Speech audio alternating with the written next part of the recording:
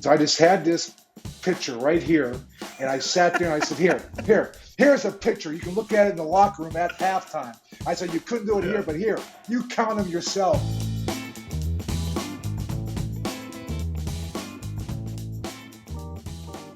Look, our next sponsor takes Treat Yourself very seriously. Well, food lovers, meet the U.S. Bank Altitude Go Visa Signature Card. With this credit card, you'll get 4 times the points on restaurant deliveries, takeout orders, and dine-in brunches, lunches, or dinners. Plus, Altitude Go gets you 2 times points on groceries, yes, even delivery, streaming services, and gas or EV charging station pit stops. Visit usbank.com/altitudego to apply and learn how you can earn 20,000 bonus points. You deserve a credit card that gives you more and more and more. You deserve Altitude Go, NerdWallet's 2022 Best of Awards winner for Best Credit Card for Dining Benefits. Apply to become an Altitude Go cardholder at usbank.com/altitudego. The creditor and issuer of this card is U.S. Bank National Association, pursuant to a license from Visa USA Incorporated. Some restrictions apply. Hey everybody, Trey Wingo here. Welcome into another episode of Half Forgotten History. Glad you're with us. You know, they say marginal players, as an axiom, make the best coaches. And this week's guest would probably agree with that assessment. Played college ball, had a cup of coffee in the NFL, but made his mark in the league as the head coach of the Pittsburgh Steelers. All he had to do was take over for arguably the greatest coach of all time, Chuck Noll, who won 4 Super Bowls in 6 seasons for the Pittsburgh Steelers. This week's guest is Bill Cowher.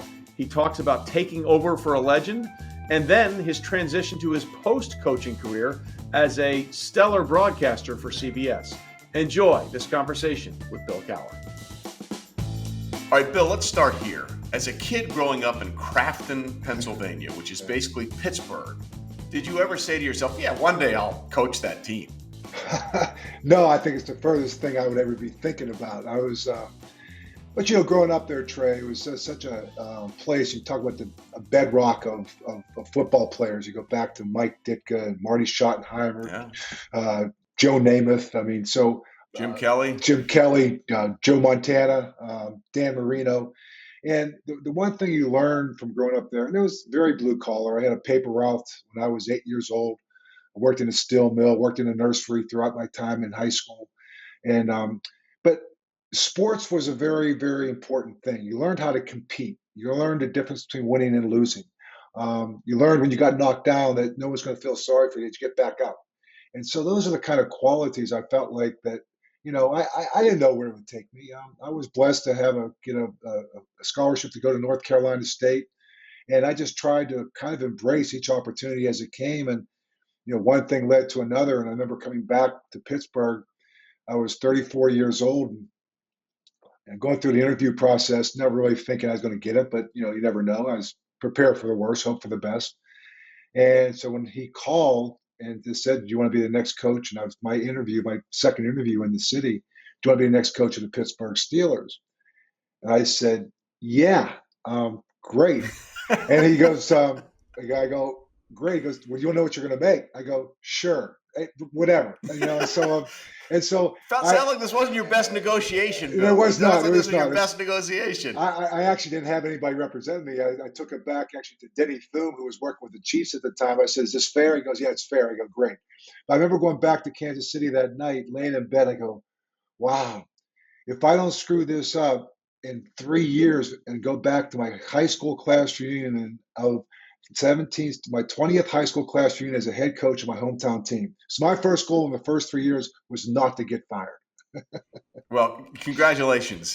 You surpassed that bar by a while. But it's interesting, though, because I think people that aren't from Pittsburgh or know people from Pittsburgh do not understand what you just talked about.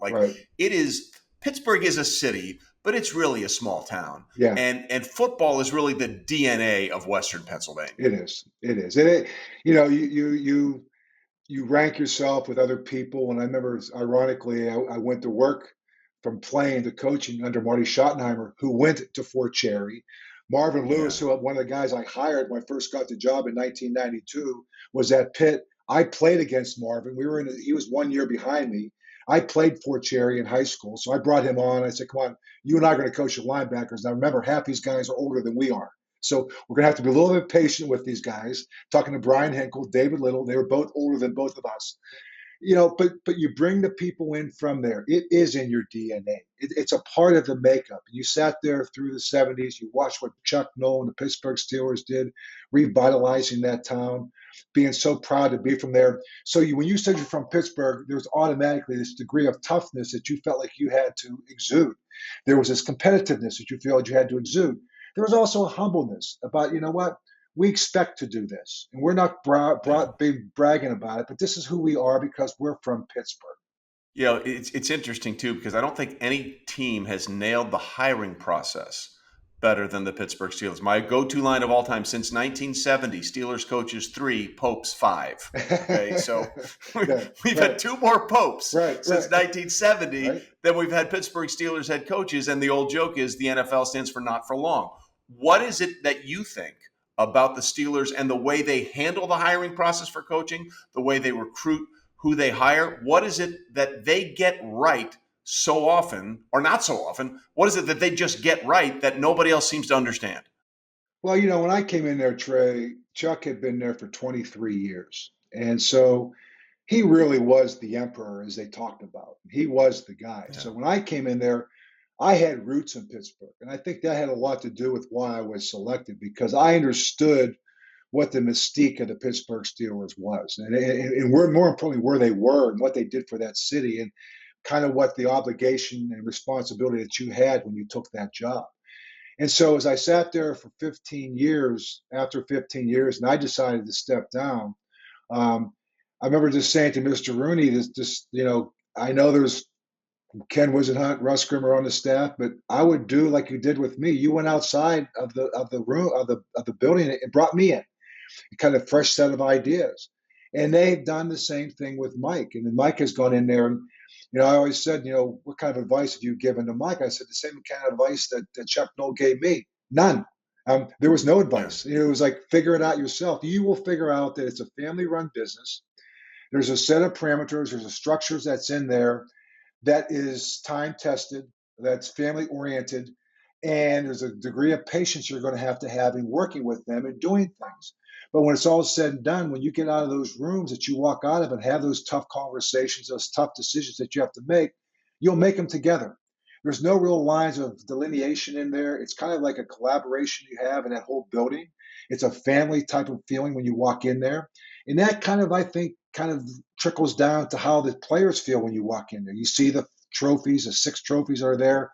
There's a humbleness there's a responsibility that's there. You represent Pittsburgh, and everything you do is representing the city of Pittsburgh. And there's still, I know that the steel mills are gone, but the work ethic, the proudness, and the understanding of what football means to the people there, that still exists. You speaking of pride, I think anybody that played football at a high level like you did in college, North Carolina State, always would like to see how far they can take it, right? See how far I can go. When did you, as a player who obviously loved the game and wanted to do it, when did it hit you? I don't know. This might be it for me, and I might have to find another way here. Well, it did hit me really hard. I mean, when I came out in 1979, I wasn't drafted. That's a 12-round draft. Yeah. I wasn't even drafted. Yeah. So I went as a free agent to the Philadelphia Eagles, and I was in the camp with Dick Vermeil in 1979. They had drafted Al Chesley in the 7th round, so I figured, okay, I'm going up against him, me and him, behind Frank LeMaster and Bill Bergey, who are the 2 inside linebackers. Yeah, Bill Bergey and Jerry Robinson was coming on at the time too. Out of UCLA, yeah. UCLA, and so I didn't make the team. Okay, so I got cut in the last cut. I went back down. I got in school, and I was able to get down there with Bo Ryan. God bless his soul. He ended up having a crash when he went to LSU and died on a recruiting trip. But Bo brought me back down and had a chance to kind of be a GA, which was my first time coaching. And I thought, wow, this is kind of cool to be able to give the wisdom that you have, the reads that you have, dealing with some other players. And actually, Robert Abraham was one of the linebackers that was there at the time, who went on to play with the Houston Oilers and played in the NFL for 8 years. But he was a better athlete than me. But I go, but man, I wasn't a great athlete, but I knew what to look for. These are little things, idiosyncrasies that you can have playing this position. And I said, well, I'll try one more time. So in 1980, I signed in January with the Cleveland Browns. I said, I'm not going to be that guy that keeps going to camps. I'm going to try one more time. Like I was really close with Philadelphia. I think I can make it in the right situation. Well, 1980 Browns come in and they bring in this guy named Marty Schottenheimer from Detroit who puts in this new system, a 3-4 defense. Wow. I said, so now everybody's learning the system for the first time.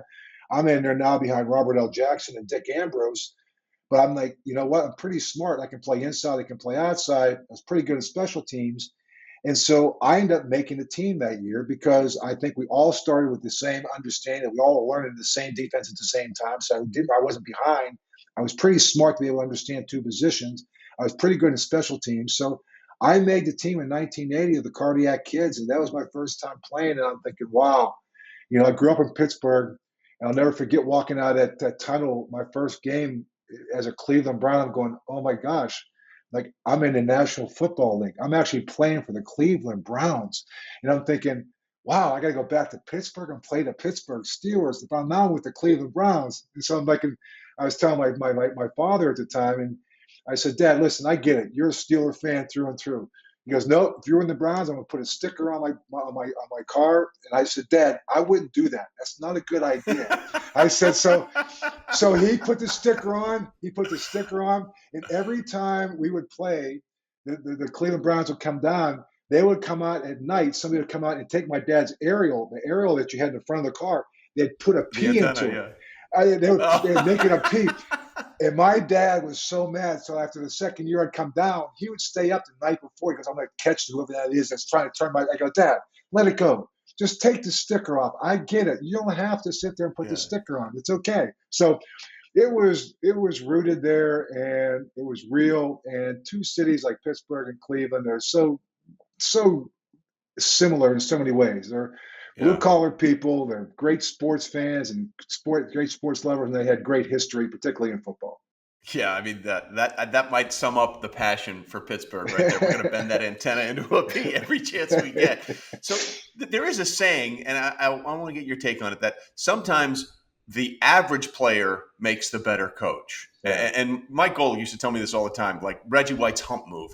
They asked him, hey, can you teach me that move? How do you do it? And he goes, I don't know. I just do it, And Mike was like, that's not really helping me. I'm not you. I don't have that, And I think there's something to that, right? If you know you're not a superstar and you have to use everything to your advantage, I think it helps make you a better coach.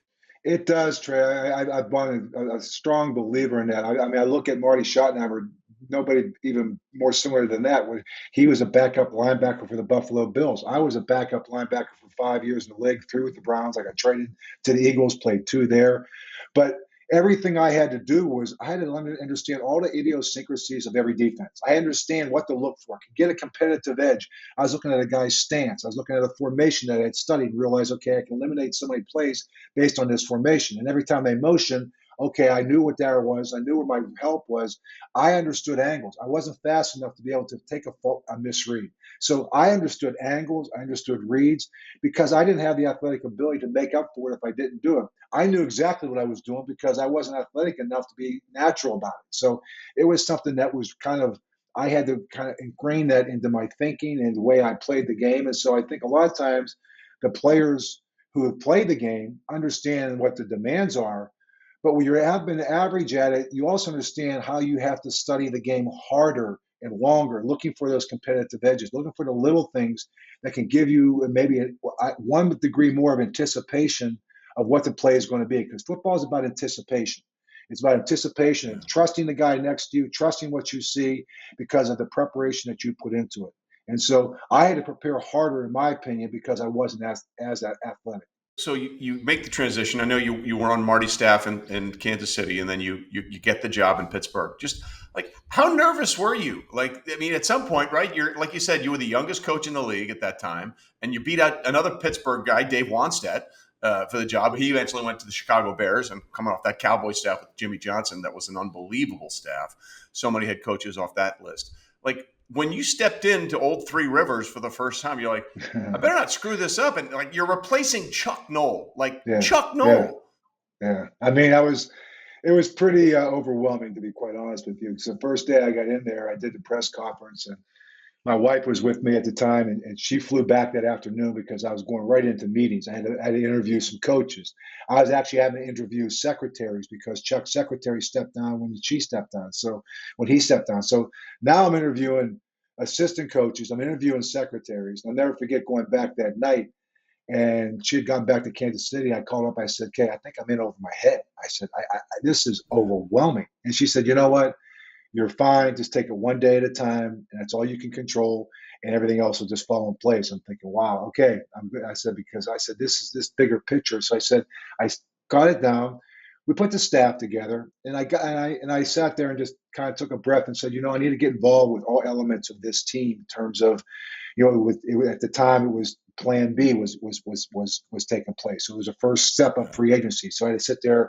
Who's the 43 players we're going to protect? So we're down there talking about that. Then we're talking about the combine. We're talking about the draft. In the meantime, I had brought Ron Earhart in. He's going to take care of the offense. Dom Capers came in. Dom, make sure I'm going to be involved with this defense. So I want you to be able to call it a certain way, and I'll come back to you in the summertime. But in the meantime, I got to get myself down there into the personnel department just to make sure we're all on the same page, what we're looking for, what we're trying to develop here. So there was so much at the time that, I remember going on with Myron Cope, and I'm thinking, oh my gosh, here I am on with Myron Cope. He was the voice of the Pittsburgh Steelers. Yeah, the terrible towel. And he had his show at night, I'm sure. And I was on the show that night, very first night I got there, and I'm thinking, I know where my dad's at. He's in the kitchen, probably drinking a beer, and he's listening to Myron Cope. That's what he usually did every night. So here his son is on the radio. I'm thinking, hey, Dad, I know where you're at. So it was just pretty wild just to go back there and just to be, living a couple miles from where I grew up. And I mean, that always was flashed back to me periodically. But I kind of never got involved with it. And I said, I'm not trying to emulate Chuck Noll. I'll never repeat Chuck Noll. He was the emperor.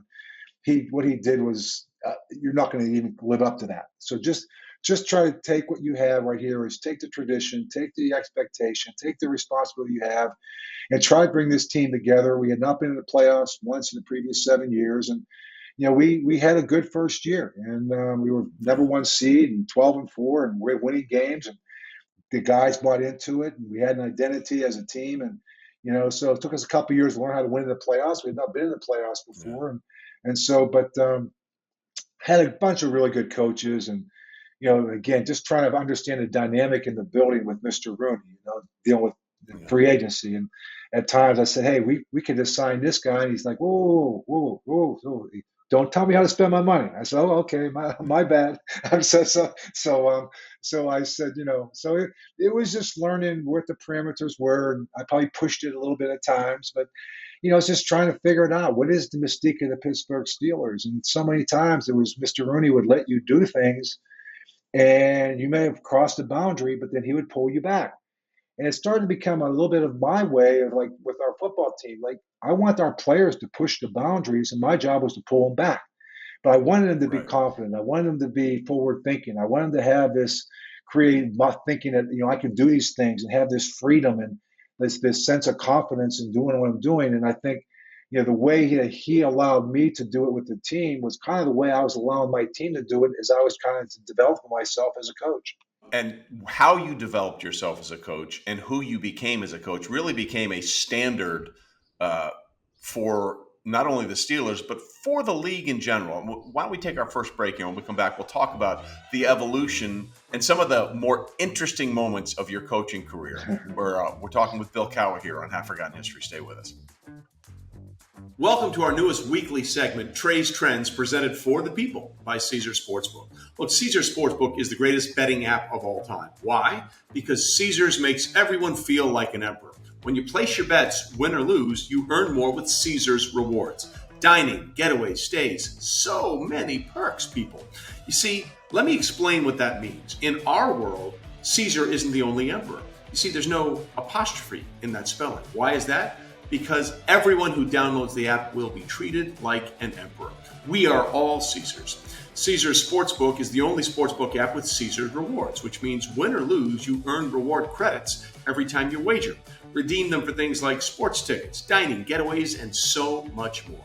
Presented for the people by Caesars Sportsbook.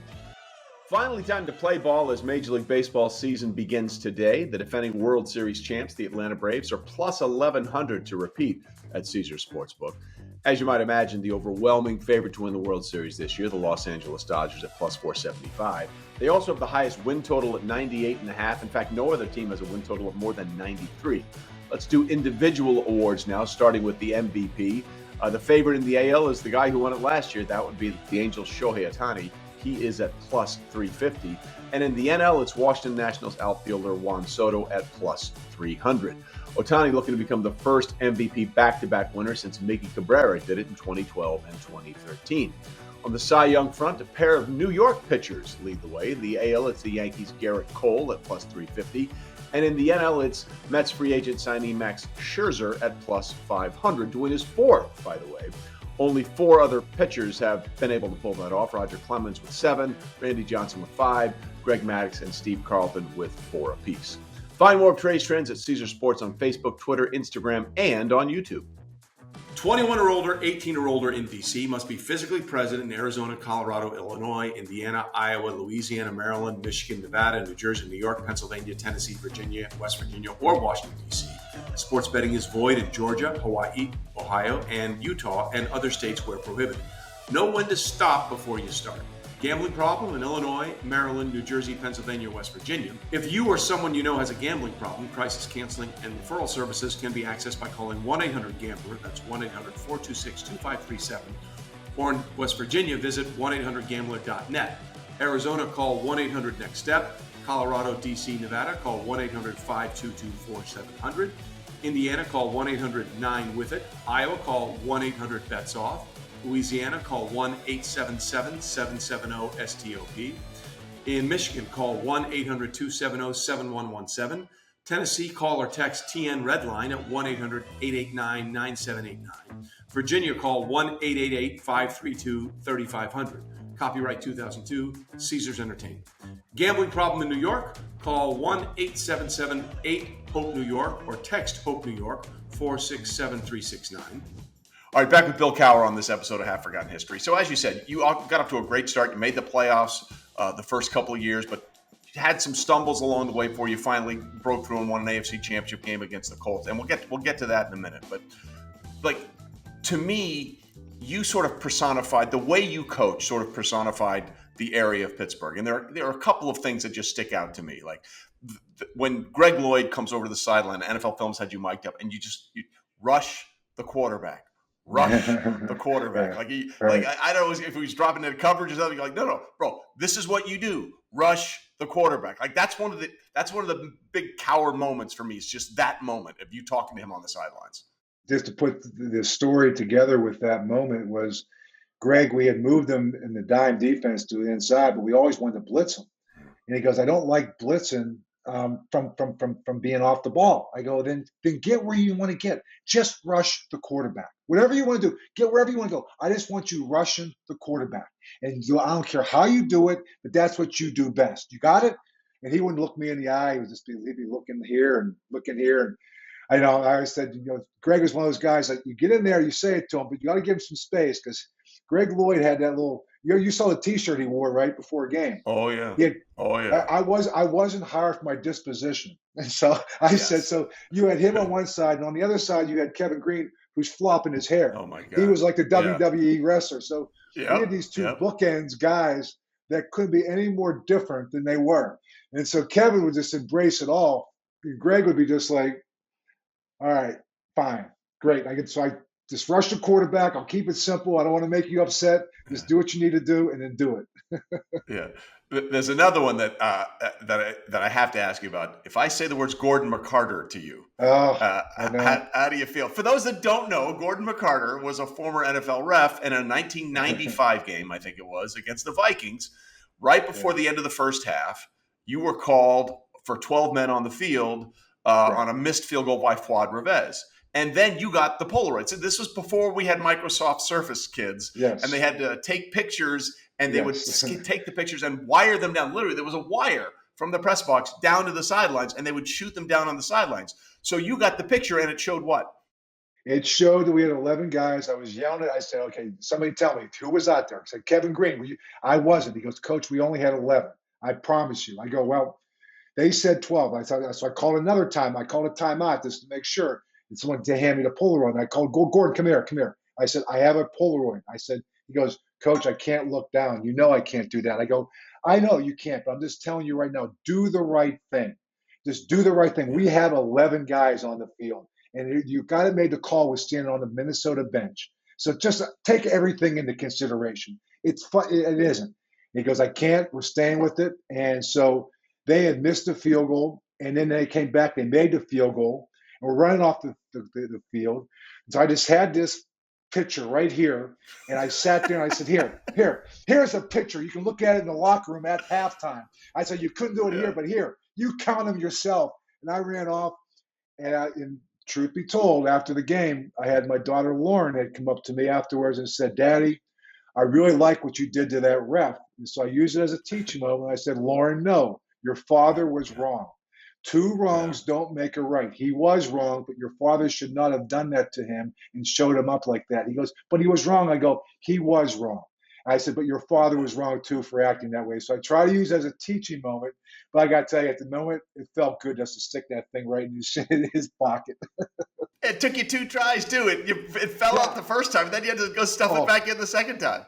I was going to make sure he could look at it. He was not going to get out. He was going to be in his pocket. He can get rid of it. He wasn't going to fall on the ground. No way. Yeah. And maybe it's something with you in field goals, because there was the 1997, I think it was a Monday night game against the Jaguars, where it was a blocked field goal. And I can't remember his number 37. I can't remember who he was. Picked up the ball. He ran it back. It was Chris Hudson. Chris Hudson. Yeah. He ran it back for a touchdown. And who knew that, like, you and Mike Tomlin would almost do the same thing? Well, like, you almost looked like you wanted to cold cock him as he ran by on the sidelines. Well, here's a true story to that is that it was then, and it was the last play of the game with a bad snap, and it's the first year I decided not to go with a long snapper. I had Sweeney doing a short snaps. I had Kirk Bakken doing a long snap, so I figured I could gain a spot in the active roster, never to be done again. So I've had a full-time snapper after that. But he blocks the kick. It's bouncing over to me. And I'm thinking, man, I just want to kick it like Charlie Brown. Like, damn, we just lost the game. And he picks it up. He's going to run it in. I'm like, man, I just want to, like, elbow. They're like, come on, you're going to score two. We already lost the game. Yeah. But the ironic part of that was the same sideline, the same point where Woody Hayes punched Charlie Bauman from Clemson.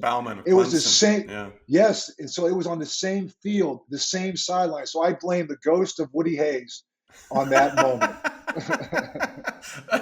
That's a good one. I had not put that together because that was at the Gator Bowl. That's exactly right. It was at the Gator Bowl. Same sideline, almost the same point on the field. So I think Woody came up and just said, "Bill, let it go like I did."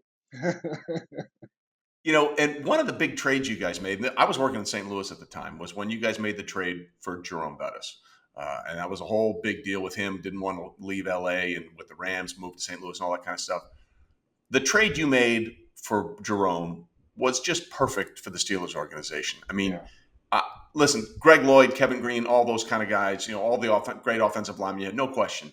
But the way Jerome played sort of personified the way you wanted to coach football. He fit our system, Trey. I remember, we had lost Bam Morris, had gotten in some problems in the offseason. We'd coming off the Super Bowl '95 with Eric Pegram. And we were a running football team. We were a team that, we had one of the best defenses in the National Football League. We're still, we had Neil O'Donnell, but he had just left. So we're probably going to start, we were talking between Mike Tomczak and Cordell Stewart, but we were going to still be a running football team. And we needed someone to depend on. And I remember Jerome ran against us a couple years before for over 100 yards. And I said, heck, if you can't beat him, join him. So we traded for him. And I remember that draft, if we had not traded for him, we were looking at Eddie George as maybe being a guy that we would pick that would fit our system just as well. And so also would have worked. we got Jerome Bettis, and honestly, he was just a perfect fit for us. We went out the next year, got Tim Lester, the fullback, who was his fullback with the Rams as well. He was just the perfect fit at the right time for us. I always said, I think that '97 team that we had in Cordell's first year as a full-time starter was probably as good a team as we had in my time being there. We lost it to the Denver Broncos in the AFC Championship game. Yep. Cordell threw a couple interceptions in that game, and we had our chances in the fourth quarter, but we couldn't finish the deal. But that what Jerome did, him staying with us through those period of time, and ultimately taking us back to the Super Bowl in Detroit. It's funny, we got him the year after we went to the Super Bowl in Arizona in Super Bowl 30. We get him the next year, and 9 years later, he takes us back, and we finish a deal in Detroit. So, just an integral part of our team, and his leadership and his ability to accept his roles as he got older, and kind of as we try to keep him involved. But just a special player, special guy, and as I said, to this day, one of my favorite guys I ever coached, and he was just a unique individual. Well, I remember, and we had Jerome on last season on the show, and we talked about, I think the year after the trade, you guys played the Rams. Yeah, we did. It was like a 35-degree day, sunny, perfect Pittsburgh weather for football. And, I remember Rich Brooks, God bless him, came out dressed head to toe, hat, parka, mittens. You're over there in your little zip pullover. And I believe you were mic'd up for that game too. And I think you're like, this is why we brought you here. And he went off in that game. Like Jerome went off against his old team. And I pulled him after the third quarter. I said, he goes, I want to do more. I go, no, you're not doing any more. We need you for the rest of this season. I don't need you. He goes, I want to do it. I said, if you keep talking like this, I'm going to talk to your dad. He's in the stands. Your mom and dad, I'm going to talk to him. You're really being a pain in the ass right now. And so I said, so get over there. You're not going back in. I know it's your old team, but we have more to win in this season than just this game. Yeah. So, but he was awesome, and he had one of those games where you could just tell the look in his eye, man. He came out, and we gave the ball early and often, and he did his thing. And I said, I'm pulling him out because he's going to leave it all on this field. I got to protect him because we need him for the rest of this year, not just this game. This game's in hand. Yeah, and actually, we need to go back to Super Bowl 30 but until Sean Payton did the surprise onside to start the second half. Your surprise onside against the Cowboys in Super Bowl 30 was absolutely the greatest call. Bobby April, wasn't he your special teams guy that year? Wasn't it Bobby April? Bobby April was my special teams coach, and it's so funny. Norm Johnson was the kicker, and we watched it. We knew it was there the entire time. Matter of fact, I kid right now because Phil Simms is on the show with us, and Phil will tell you that he was up there with Dick Enberg. They were doing the Super Bowl, and so I went in there to the broadcast before the game. I says, we're going to do an onside kick. I said, it's there. My only question is, do I do it on the opening kickoff or do I wait and save it? And so they're going, well, I go, what do you guys think? Because I felt so comfortable talking. They had done about 4 or 5 of our games all year. Right. So I could talk to them so openly. And I was a young coach. I thought, I know everything we say stays in here. So I said, what do you guys think? And I go, well, and I started going, you know what? I'm probably going to save it because you really don't gain anything with the opening kickoff. I'm going to save it to when I really need it. And then in the third quarter, we were coming back, and Norm hit the perfect kick, the high hop, because they were leaving early, and Deion Figures caught before it went out. We went in and scored. We got ourselves within 4 points, and then we were right back in the game. And so, that's the one thing I did learn, and I learned just enough from that, Trey, is you get into the playoffs, you got to play loose, and you got to kind of think outside the box. And if you look at all our playoff wins, and you go back to Super Bowl 40 that we won, the throw from Antoine Randall to Hines Ward, we used a lot of trick plays in big games because I almost feel like you had to play those games to win because you're so evenly matched. You had to be willing to roll the dice a little bit on some of the things that you did. Be unconventional in your thinking. And so we always had these different plays, whether it be a defense we saved in the second half or a trick play we had. I learned that, down through the years, like after the first few times is, don't just stay true to who you are in the playoffs. Think outside the box and do some things that are different. People that they don't expect you to do it. And so I felt more comfortable doing it, ironically, in the playoffs than I did more so than in the regular season.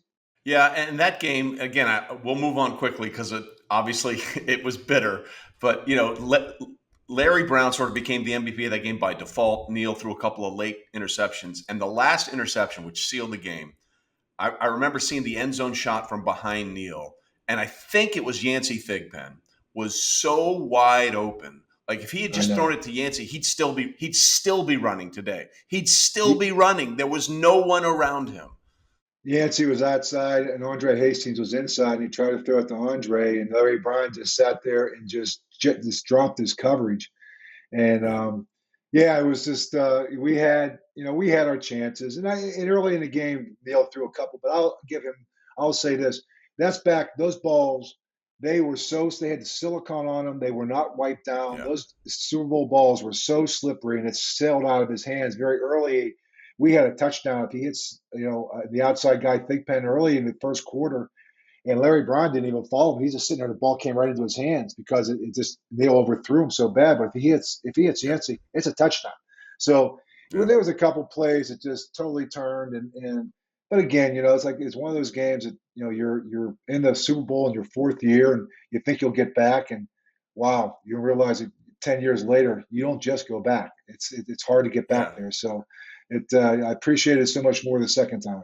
Well, the other thing I remember from that game is after the game, you were just sort of in the moment, realizing what had happened, the opportunity slipped, and your kids ran on the field, and your wife at the time ran on the field, and I just immediately you went into dad mode. Like they were so sorry for you, and you're like, no, Yeah, we're good. yeah. Like that's the transition you have to have, right? That's the transition you have to have. Otherwise, this job will just swallow you up.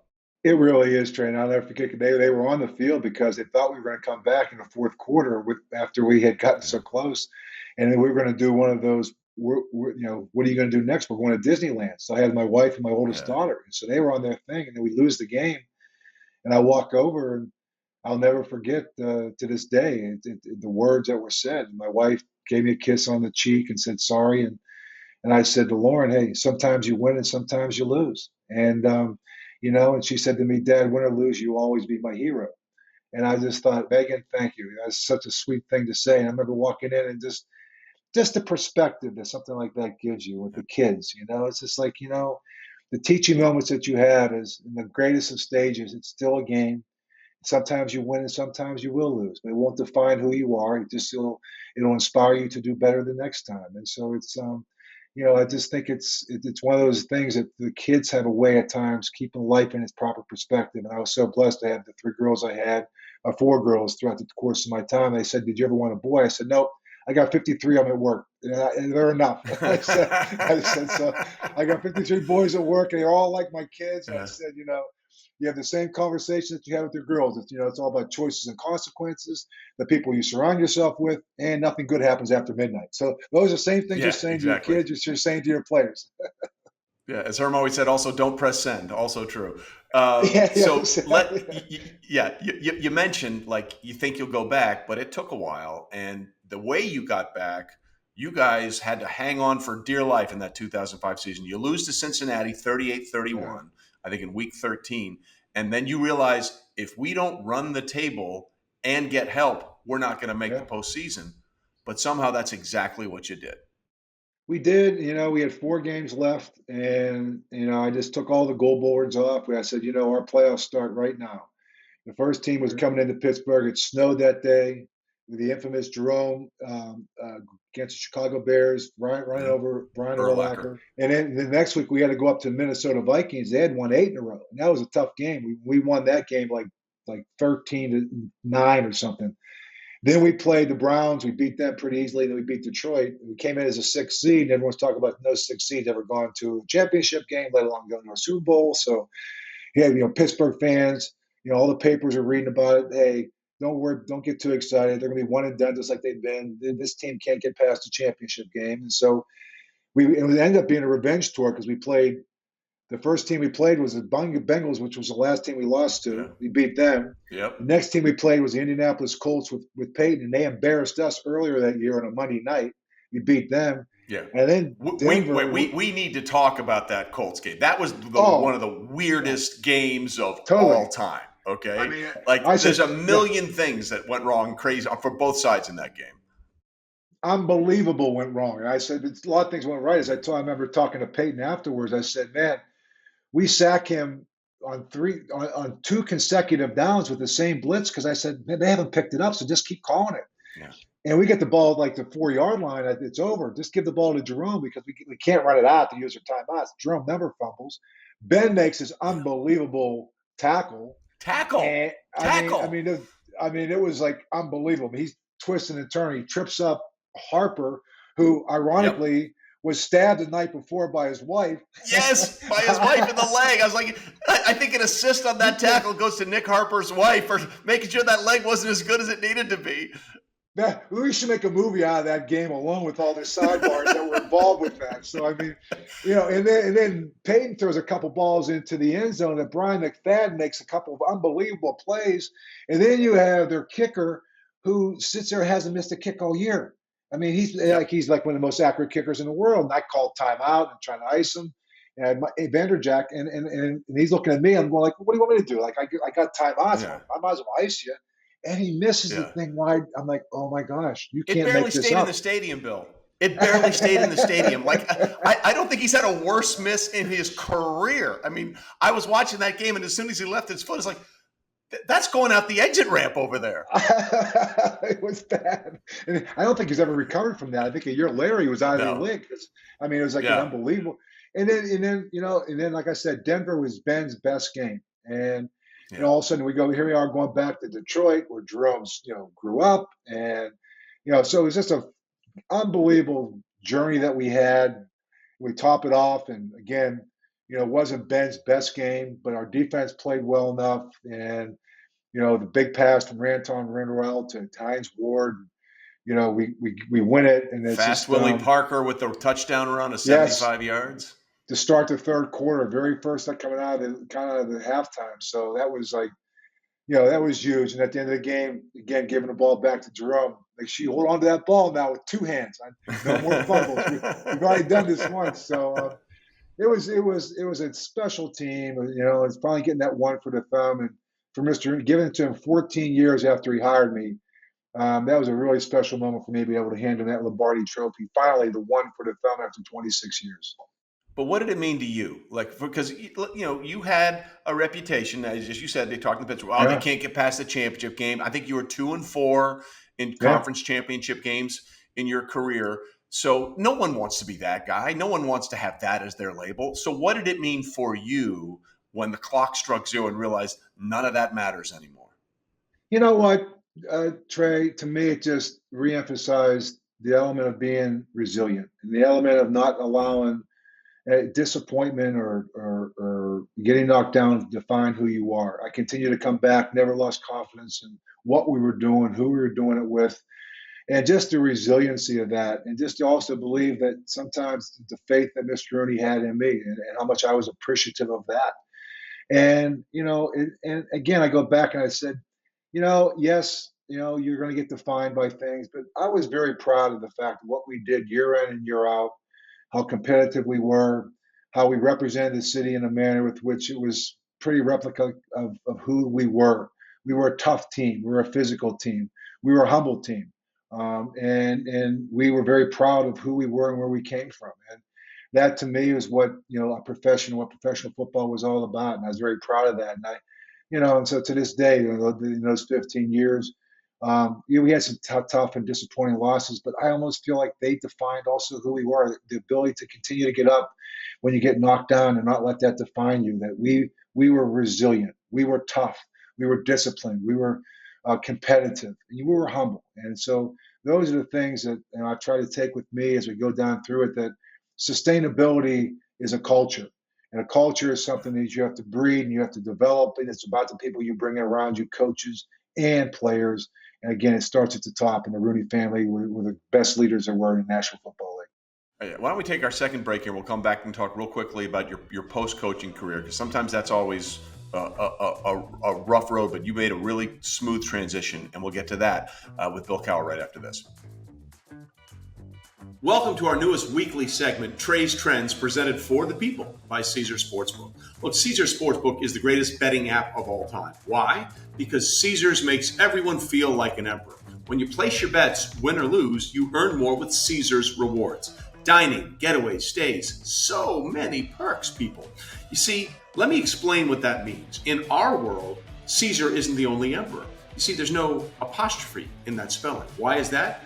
Because everyone who downloads the app will be treated like an emperor. We are all Caesars. Caesars Sportsbook is the only sportsbook app with Caesars Rewards, which means win or lose, you earn reward credits every time you wager. Redeem them for things like sports tickets, dining, getaways, and so much more. Presented for the people by Caesars Sportsbook. Finally, time to play ball as Major League Baseball season begins today. The defending World Series champs, the Atlanta Braves, are plus 1,100 to repeat at Caesars Sportsbook. As you might imagine, the overwhelming favorite to win the World Series this year, the Los Angeles Dodgers at plus 475. They also have the highest win total at 98.5. In fact, no other team has a win total of more than 93. Let's do individual awards now, starting with the MVP. The favorite in the AL is the guy who won it last year. That would be the Angels' Shohei Ohtani. He is at plus 350. And in the NL, it's Washington Nationals outfielder Juan Soto at plus 300. Ohtani looking to become the first MVP back-to-back winner since Miggy Cabrera did it in 2012 and 2013. On the Cy Young front, a pair of New York pitchers lead the way. The AL, it's the Yankees' Garrett Cole at plus 350. And in the NL, it's Mets free agent signee Max Scherzer at plus 500 to win his fourth, by the way. Only 4 other pitchers have been able to pull that off. Roger Clemens with 7, Randy Johnson with 5, Greg Maddux and Steve Carlton with 4 apiece. Find more of Trey's trends at Caesars Sports on Facebook, Twitter, Instagram, and on YouTube. 21 or older, 18 or older in D.C. must be physically present in Arizona, Colorado, Illinois, Indiana, Iowa, Louisiana, Maryland, Michigan, Nevada, New Jersey, New York, Pennsylvania, Tennessee, Virginia, West Virginia, or Washington, D.C. Sports betting is void in Georgia, Hawaii, Ohio, and Utah, and other states where prohibited. Know when to stop before you start. Gambling problem in Illinois, Maryland, New Jersey, Pennsylvania, West Virginia. If you or someone you know has a gambling problem, crisis counseling and referral services can be accessed by calling 1-800-GAMBLER. That's 1-800-426-2537. Or in West Virginia, visit 1-800-GAMBLER.net. Arizona, call 1-800-NEXT-STEP. Colorado, DC, Nevada, call 1-800-522-4700. Indiana, call 1-800-9-WITH-IT. Iowa, call 1-800-BETS-OFF. Louisiana, call 1-877-770-STOP. In Michigan, call 1-800-270-7117. Tennessee, call or text TN Redline at 1-800-889-9789. Virginia, call 1-888-532-3500. Copyright 2002, Caesars Entertainment. Gambling problem in New York? Call 1-877-8-HOPE-NEW YORK or text HOPE New York 467-369. Back with Bill Cowher on Half Forgotten History. So after the Super Bowl win, you guys go 8-8. You decide to hang him up. How difficult was that decision for you? Well, I knew it was a good football team, Trey, but at the time I just had some family situations going on with my wife. She was not in a good place. As we turned out, passed away 3 years later. But I was good with it. 15 years, we'd done it the right way. I stepped down. I was blessed enough to have CBS as a platform I could go to, and that was a big part of being able to make that transition because I couldn't go cold turkey. I was only 49 years old at the time, and I didn't know what to do. I didn't know what it would bring. I've never used the word retirement. I said I don't know. I had the best job in football. I had the best owner in football. I won the Super Bowl in my contract year and refused to do an extension. I said I don't want to do an extension, which led to a lot of the speculation about me stepping down. They all thought because I wasn't offered money, and I said it had nothing to do with money. It's my family situation that I'm with right now, and that's going to prioritize every decision that I make. And so I stepped down. I got into CBS. As I said, I was able to spend those last 3 years with my wife, which was perfect, and I needed to do that. She passed away in 2010. Ironically, I met my current wife at the time. She's a New Yorker, musician. I was at CBS. A lot of people would come to me and thought, okay, maybe this is the time that you come back. And I never went back. And I never got close to going back because I said, I don't have anything else to prove.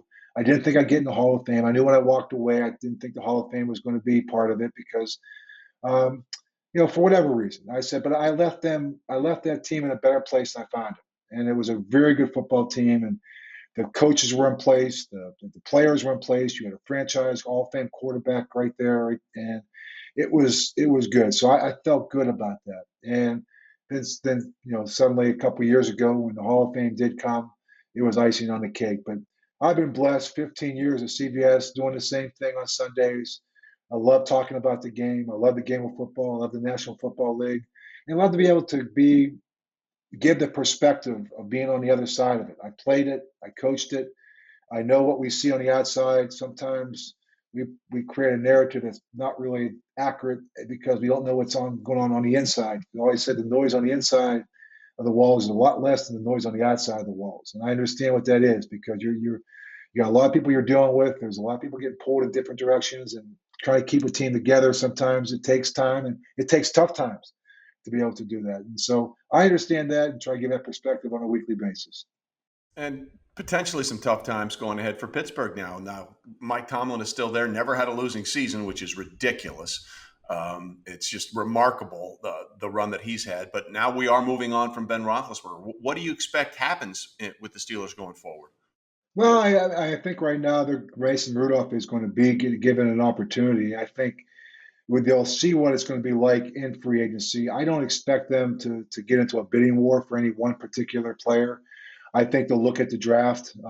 Maybe if a Pickett or a Malik Willis were able to drop to them, I think that will have a lot to do with it. So, to see what the draft holds. I know that they want to bring 4 quarterbacks in. They have Haskins, they have Rudolph right now. So if they get one in free agency, they maybe get one in the draft as well and see where that goes. So, I think the thing they need to do is continue to develop that offensive line. They got a good running back in Najee Harris. I think defensively, the secondary needs to be a little revamped. Again, but it's a tough division right now. The Bengals come out of nowhere, and we see what that has done with Joe Burrow in a very short period of time. And it's maybe one of the toughest divisions in football.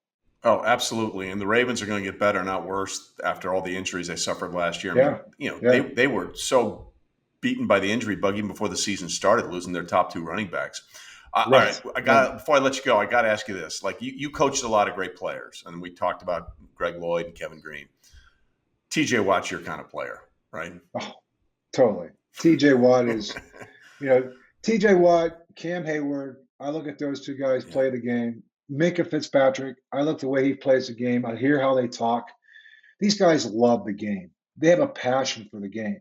TJ, the records, that comes with it, but he just wants to win. And he plays with a passion, with a sense of purpose. Same with Cam Hayward. They're playing Minkah Fitzpatrick. Those 3 guys, and I say kind of like those 3 guys to me, they could have played in any era, of the Pittsburgh Steelers. They could have played back with the steel curtain. And you know what? The steel curtain would have embraced every one of them. It's so funny. And I think Troy said that in Canton, when the players come up to you and said, and I've had guys like Joe Green come up and Mel Blount come up to me, and I've met Jack Lambert, and they said, we could have played for you, Coach. And I thought, when the people from that era says you could have played with them or you could have coached them, that's one of the biggest compliments you could have get, Trey. And so I think when you look at Cam Hayward, you look at Minkah Fitzpatrick, you look at TJ Watt, and you can make that statement that, you could have played with us back in our day. That's one of the best compliments you could get. And those 3 guys, they represent what the Steelers are all about. So I'm not worried about that side of the ball at all. I think they got to find that quarterback right now for the Steelers and get back to maybe running the football a little bit. That's okay. That solves a lot of problems too. And I said there's only a few places that you can run the ball for 3 yards and they'll get up and they're going to clap. And Pittsburgh's one of them. The Chicago Bears is another one. So I said, go up there, Chicago Bears. Hey, 3 yards in a cloud of dust. And I said, I think that would be. There's only a few teams that will take that, and those 2 represent that: the NFC and the AFC. Absolutely, and the biggest compliment you can get as a member of playing and coaching in the NFL is getting that gold jacket. And Cowher power is real and it's spectacular, and it's in Canton forever. Bill, I enjoyed watching your teams play. I enjoyed the coach. I love the interactions you had with your players. And that was one of the reasons I wanted to get you on, because it was just so real. It always felt like your relationship with your players was you held nothing back, and I always respected that. And I loved every one of them. I loved them all for the sacrifices they made, and the roles that they took and accepted. And a lot of times, like with your kids, like we didn't have our agreements, and I pushed them. And I used to say sometimes, get comfortable being uncomfortable, because I'm going to make you uncomfortable, because that's the only way you can be as good as you can be. It doesn't mean I don't love you. I love my kids, but I make my kids uncomfortable at times too, because I push them to be as good as they can be. But that doesn't mean I don't care about you as a person. And I always thought that they won't care about you till you know you care about them. And my conversations to them wasn't always about football. It was about how they were doing at home, how their wives were doing, how their kids were doing, how their parents were doing, how their brothers and sisters were doing. Because you know what? They were still individuals, they're still people. And I loved them like they were my own sons. And I mean that. I had 3 girls at home and I had 53 boys at work. And I cared for them all the same way. And it worked out on both fronts. Bill, we appreciate your time. Thanks so much. Thanks, Trey. So thanks again to Bill for joining us this week. And who would have thought after all these years, he's a New Yorker. As he said, he made a wrong turn somewhere. But our next week's guest did not make a wrong turn. His arrival in Indianapolis completed the triplets for the Colts.